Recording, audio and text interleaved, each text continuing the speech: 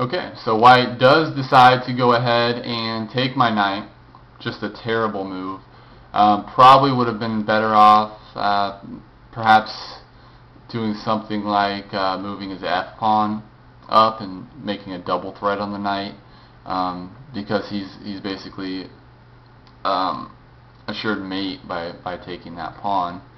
So I obviously follow through, capture with my pawn. Now you can see mate in 1 if white doesn't take decisive action.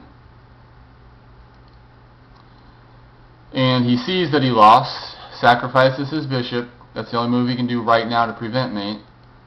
Does nothing, just delays it.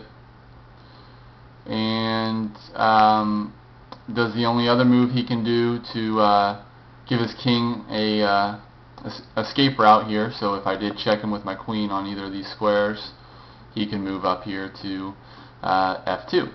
Well, good thing I had that pawn there, because now he cannot move there to f2. So his only escape route is cut off,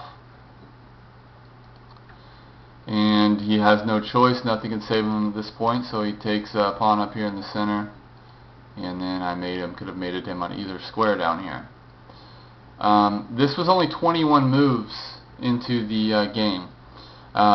Very difficult to do on the highest level against a chess computer, to beat it in only 21 moves. The best I've done prior to this would be a 30 move mate. Generally it's 40 or more.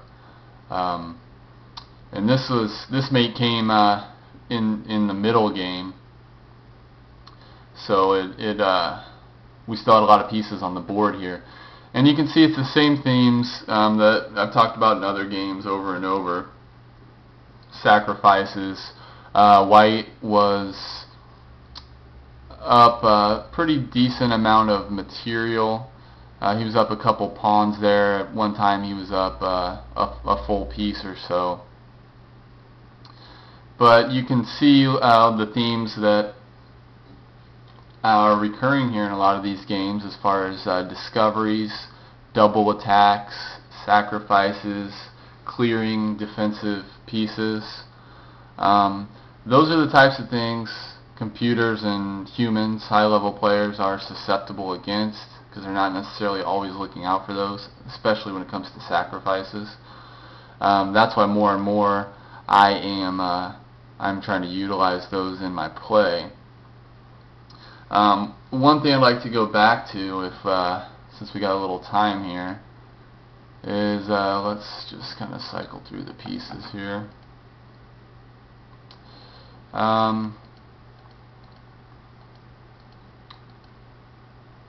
Okay, right here, let's go back a little more.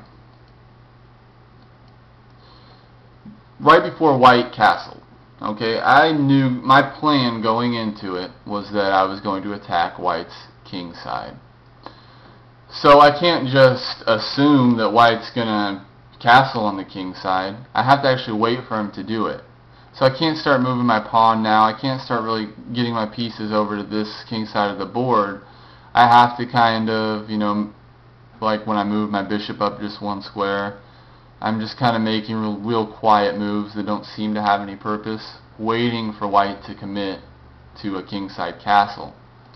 Then once he does, then boom, my knight goes over, he makes a move, my pawn starts the attack. So I'm waiting for white to commit to that attack. So don't just, in chess you can't just have an idea, oh, I'm going to attack kingside no matter what, I'm going to sacrifice my pieces no matter what. You do what the best play calls for. You don't just do a strategy that's worked for you in the past, because obviously white can, or your opponent can change his play to counteract that. So even if you do have a strategy, make sure that your opponent is doing the things that will allow your strategy to work, because otherwise it won't work. So that's what I'd like to leave you with.